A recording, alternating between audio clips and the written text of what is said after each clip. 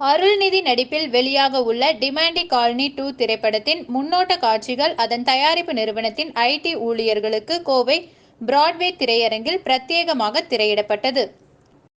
அதனை காண கோஸ்ட் வேடத்தில் வந்த ஊழியர்கள் நடனமாடி கொண்டாடினர். ஆகஸ்ட் 15 சுதந்திர தினத்தை முன்னிட்டு பா. ரஞ்சித் இயக்கத்தில் தங்கலான், அருள்நிதி நடிப்பில் டிமாண்டி காலனி 2 மற்றும் கீர்த்தி சுரேஷ் நடிப்பில் ரகுதாத்தா உள்ளிட்ட 3 திரைப்படங்கள் வெளியாகிறது. இந்நிலையில் டிமாண்டி காலனி 2 தயாரிப்பாளரின் ஐடி நிறுவன ஊழியர்கள் 450 பேருக்கு கோவை பிராட்வே திரையரங்கில் பிரத்யேகமாக அதன் முன்னோட்ட காட்சிகள் திரையிடப்பட்டது.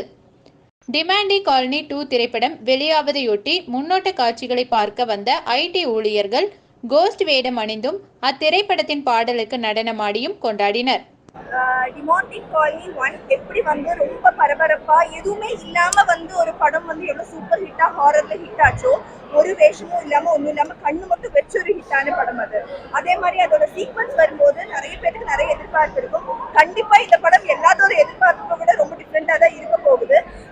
எல்லாரோட உள்ளேயும் ஒரு மாஸ்க் வச்ச மாதிரி ஒரு நெகட்டிவ் எனர்ஜி இருக்கு.